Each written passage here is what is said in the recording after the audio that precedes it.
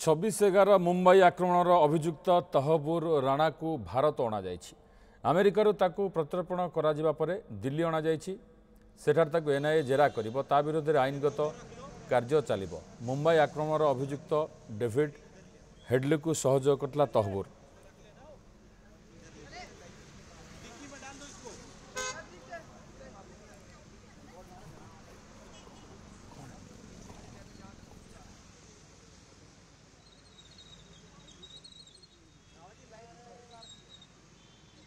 अमेरिकार तहबूर राणा को भारत प्रत्यर्पण करा दिल्ली अणा सेठार ताकू एनआईए जेरा करिबो ता विरोध में आईनगत कार्य चलिबो। मुंबई आक्रमण 26/11 आक्रमण सारा देश को दोहला देइथिला एवं एथिरे अनेक लोकंकर मृत्यु होता 160 रु अधिक लोक मृत्यु होता 300 लोक पाखापी लोक आहत होते।